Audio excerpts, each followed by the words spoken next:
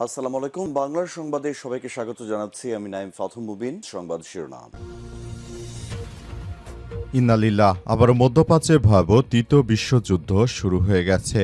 দখলদার ইসরায়েলি বাহিনী এবং মার্কিন যুক্তরাষ্ট্রকে কোনোভাবেই ছাড় দিচ্ছে না ইরানের বিপ্লবী গার্ড বাহিনীর সদস্যরা। আর এরই মাঝে আমাদের হাতে এসে পৌঁছেছে তৃতীয় বিশ্বযুদ্ধের সর্বশেষ গুরুত্বপূর্ণ সব থেকে তাজা আপডেট সংবাদ আপনাদের জানিয়ে দিব। প্রথমেই জানিয়ে দিব মার্কিন হামলার জবাবে পাল্টা আক্রমণ ইরানের। কুয়েত এবং বাহরাইনকে লক্ষ্য করে ইরান 7টি ব্যালিস্টিক ক্ষেপণাস্ত্র ছুড়েছে বলে জানিয়েছে মার্কিন সামরিক বাহিনী সেন্ট্রাল কমান্ড। মার্কিন যুক্তরাষ্ট্রের বিভিন্ন স্থাপনা এক এক করে গুড়িয়ে দিচ্ছে ইরানের বিপ্লবী গার্ড বাহিনীর সদস্যরা। এদিকে কুয়েতের কাছে $2 বিলিয়ন অস্ত্র বিক্রি করছে যুক্তরাষ্ট্র। মধ্যপ্রাচ্যে যুদ্ধের সময় ইরানের হামলায় ক্ষতিগ্রস্ত উপসাগরীয় দেশগুলোর মধ্যে একটি কুয়েত। এই দেশটির কাছে এবার $2 বিলিয়ন অস্ত্র বিক্রির অনুমোদন দিয়েছে যুক্তরাষ্ট্র। যুক্তরাষ্ট্রের কাজই হচ্ছে তারা মুসলিম দেশগুলো একে অপরের সঙ্গে যুদ্ধ বাঁধিয়ে দিয়ে তারপর অস্ত্রের ব্যবসা করা। এর আগে সৌদি আরবের কাছে তারা $10 বিলিয়ন অস্ত্র বিক্রি করেছে। তারপর সংযুক্ত আরব আমিরাতের কাছে করেছে $7 বিলিয়ন। এবার কুয়েতের কাছে $2 বিলিয়ন অস্ত্র বিক্রি করল যুক্তরাষ্ট্র। জানাবো ইরানের রাডার স্থাপনায় যুক্তরাষ্ট্রের হামলা। ইরানের দক্ষিণ অঞ্চলে রাডার স্থাপনায় হামলা চালানোর দাবি করেছে যুক্তরাষ্ট্রের সেনাবাহিনী। আজ এই হামলার কথা জানায় তারা। যুক্তরাষ্ট্রের সেন্ট্রাল কমান্ড এক বিবৃতিতে বলেছে যে ইরানের 4টি ড্রোন তারা ভূপাতিত করেছে। ড্রোনগুলো হরমুজ প্রণালী দিয়ে এসেছিল এবং সেগুলো আক্রমণ করার চেষ্টা করেছিল। এরপর জানাবো $24 বিলিয়ন জট চুক্তি না হলে বড় যুদ্ধের হুঁশিয়ারি ইরানের। যুক্তরাষ্ট্র এবং ইরানের মধ্যে সম্ভাব্য শান্তি চুক্তি বর্তমানে $2,400 কোটি বাজেয়াপ্ত ইরানি সম্পদ ছাড় দেওয়ার উপর ঝুলে আছে। আজ সিএনএনকে দেয়া এক বিশেষ সাক্ষাৎকারে ইরানের শীর্ষস্থানীয় কর্মকর্তা এবং সর্বোচ্চ নেতা আয়তুল্লাহ মুস্তফা খামেনির সামরিক উপদেষ্টা মোহসিন রেজা এই তথ্য নিশ্চিত করেছেন। একই সঙ্গে তিনি হুঁশিয়ারি দিয়ে বলেছেন, লড়াই পুনরায় আরম্ভ হলে যুক্তরাষ্ট্র একটি অন্ধকার সুড়ঙ্গে প্রবেশ করবে। এবং সর্বশেষ জানাবো যমুনা সেতুর উপর 2 বাসের সংঘর্ষে যান চলাচল বন্ধ, নিহত 1। যমুনা সেতুর উপর 2 বাসের ব্যাপক সংঘর্ষে একজন নিহত হয়েছে। এই ঘটনায় আহত হয়েছে 5 থেকে 7 জন। দুর্ঘটনার পর সেতুর ঢাকামুখী লেন যান চলাচল বন্ধ হয়ে দুই পাড়ায় দীর্ঘ যানজটের সৃষ্টি হয়েছে। প্রিয় দর্শক, এতক্ষণ শুনছিলেন সংবাদ শিরোনাম, এবারে বিস্তারিত। তবে তার আগে বন্ধুরা অনুরোধ থাকবে এই সংবাদটিতে একটি লাইক দিন। এই চ্যানেলে আপনি নতুন হয়ে থাকলে আমাদের সংবাদটি দেখতে দেখতে চ্যানেলটি সাবস্ক্রাইব করে রাখুন। কমেন্ট করে বন্ধুরা আপনার মূল্যবান মতামত জানিয়ে দিন আপনি বিশ্বের কোন দেশ থেকে বা বাংলাদেশের কোন স্থান থেকে আমাদের সংবাদটি দেখছেন এবং শুনছেন। আর বন্ধুরা, আজকের সংবাদ সম্পর্কে আপনার মূল্যবান মতামত জানিয়ে দিন আপনি বিশ্বের কোন দেশ থেকে বা বাংলাদেশের কোন স্থান থেকে আমাদের সংবাদটি দেখছেন এবং শুনছেন।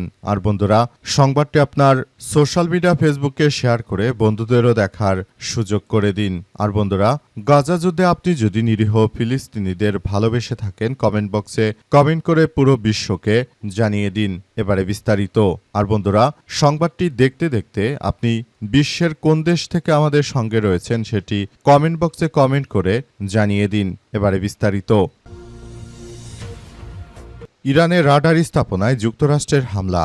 ইরানের দক্ষিণ অঞ্চলে রাডার স্থাপনায় হামলা চালিয়েছে যুক্তরাষ্ট্রের সেনাবাহিনী। আজ এই হামলার কথা জানিয়েছে মার্কিন যুক্তরাষ্ট্র। তারা মূলত নতুন করে ইরানের এই রাডার স্থাপনায় হামলা চালিয়ে যেখান থেকে ইরান সবকিছু কন্ট্রোল করে সেটিকে ধ্বংসস্তূপে পরিণত করে তারপর মূলত মধ্যপ্রাচ্য জুড়ে একটি একচ্ছত্র আধিপত্য বিস্তার করতে চায়।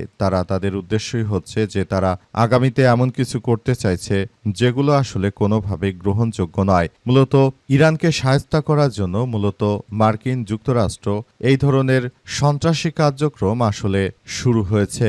মোট কথা, মার্কিন যুক্তরাষ্ট্র এবং দখলদার ইসরায়েলি বাহিনী তারা যে ধরনের আসলে কার্যক্রম শুরু করেছে সে কার্যক্রম থেকে বেরিয়ে যাওয়ার মধ্য দিয়ে মূলত মুসলিমদেরকে এখনই বড় ধরনের কার্যক্রম শুরু করা উচিত। মূলত মার্কিন যুক্তরাষ্ট্র এবং দখলদার ইসরায়েলি বাহিনী তারা যে ধরনের কার্যক্রম শুরু করেছে, মুসলিমদের হত্যাকাণ্ডের মধ্য দিয়ে তারা যে সন্ত্রাসী কার্যক্রমগুলো শুরু করেছে, সেগুলো আসলে কোনোভাবেই গ্রহণযোগ্য হতে পারে না। তাই মুসলিমদের এখনই এই জায়নবাদী সন্ত্রাসীদের বিরুদ্ধে একজোট হতে হবে। যদি সেটা না পারা যায়, ভবিষ্যতে মুসলিমদের জন্য অনেক বড় ধরনের বিপর্যয় অপেক্ষা করছে।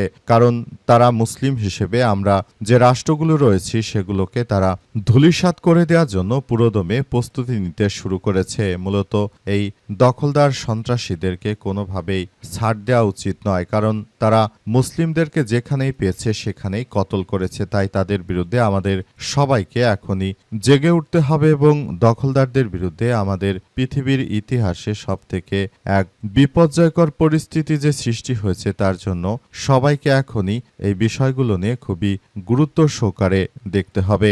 এটি আমাদের সবার জন্য অনেক বড় ধরনের এক বিপর্যয়কর অধ্যায় হিসেবে দাঁড়িয়েছে। আমরা দখলদার জায়নবাদী সন্ত্রাসীদের বিরুদ্ধে পৃথিবীর ইতিহাসে সবথেকে বড় কার্যক্রম আমরা শুরু করব। $24 বিলিয়ন জট চুক্তি না হলে বড় যুদ্ধের হুঁশিয়ারি ইরানের। যুক্তরাষ্ট্র এবং ইরানের মধ্যে সম্ভাব্য শান্তি চুক্তির বর্তমানে $2400 কোটি বাজে ইরানি সম্পদ ছাড় দেওয়ার উপর ঝুলে রয়েছে। আজ সিএনএনকে দেয়া এক বিশেষ সাক্ষাৎকারে ইরানের শীর্ষস্থানীয় কর্মকর্তা সর্বোচ্চ নেতা আয়তুল্লাহ মোস্তফা খামেনি সামরিক উপদেষ্টা মোহসেন রেজাই এই তথ্য নিশ্চিত করেছেন। তিনি জানান যে হুঁশিয়ারি দিয়ে বলেছেন যে লড়াই পুনরারম্ভ হলে যুক্তরাষ্ট্র একটি অন্ধকার সুড়ঙ্গে প্রবেশ করবে। মূলত মার্কিন যুক্তরাষ্ট্র তারা শুরু থেকে ইরানের বিরুদ্ধে যে সন্ত্রাসী কার্যক্রমগুলো শুরু করেছে, সেগুলো ইরান কখনোই মেনে নেবে না। তাই ইরান এই মার্কিন যুক্তরাষ্ট্রের এই হামলাকে প্রতিহত করার মধ্য দিয়ে মূলত নিজেদেরকে এক ধাপ অনন্য শিখরে এগিয়ে নিয়ে যাচ্ছে।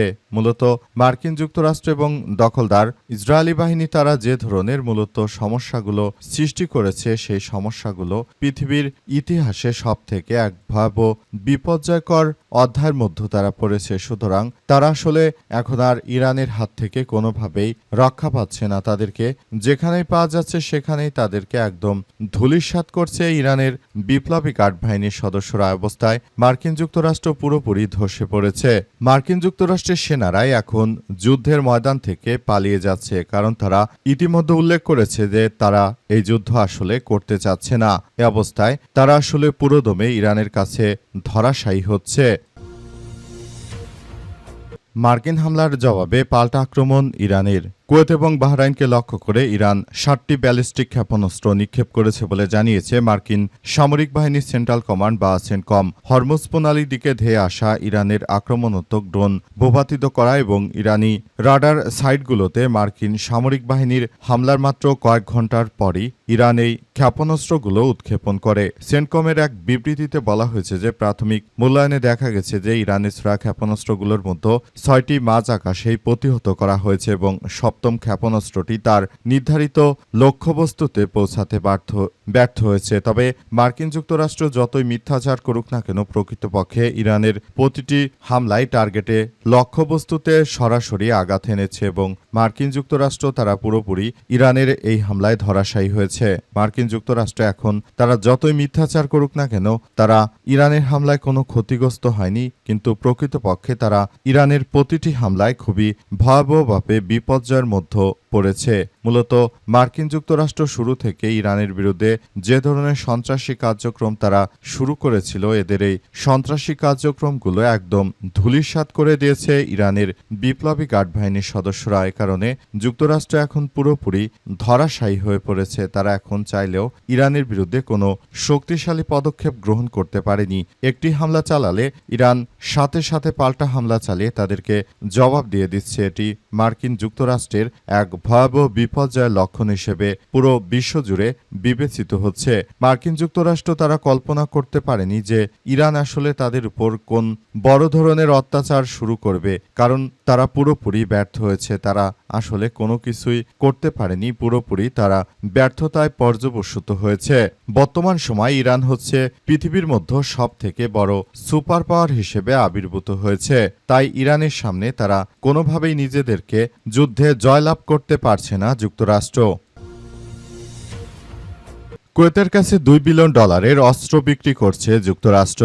মধ্যপ্রাচ্যে যুদ্ধের সময় ইরানের হামলায় ক্ষতিগ্রস্ত উপসাগরীয় দেশগুলোর মধ্যে একটি হচ্ছে কুয়েত। দেশটির কাছে আবারও $1.98 বিলিয়ন সমরাস্ত্র বিক্রি করছে মার্কিন যুক্তরাষ্ট্র। মূলত যুক্তরাষ্ট্রের টার্গেট হচ্ছে যে তারা এসব রাষ্ট্রগুলো কাছে আসলে নতুন করে তারা সমরাস্ত্র বিক্রি করার মধ্য দিয়ে মূলত তারা এমন কিছু করতে চাইছে যে সারা বিশ্বের বুকে তারা নতুন বড় ধরনের এক সমস্যার সৃষ্টি করতে চাইছে। তাদের উদ্দেশ্য হচ্ছে যে তারা মূলত এই রাষ্ট্রগুলোর উপর এমনভাবে তারা আক্রমণ চালাতে চায় যাতে করে ভবিষ্যতে এই রাষ্ট্রগুলো কখনোই আর ঘুরে দাঁড়াতে না পারে। এজন্য ইরানের উপর আক্রমণ চালিয়ে মূলত এখন তারা নতুন করে প্রতিশোধ নিতে চাইছে। মূলত কুয়েতের মতো এই রাষ্ট্রগুলোর উপর নতুন করে ইরান এই সব অস্ত্রশস্ত্র বিক্রি করার মধ্য দিয়ে মূলত নিজেকে জাহির করার চেষ্টা করছে খুব ভালো হিসেবে। কিন্তু প্রকৃতপক্ষে ডোনাল্ড ট্রাম্প কোনোভাবেই তিনি আসলে কোনো কিছু করতে পারবেন না, কারণ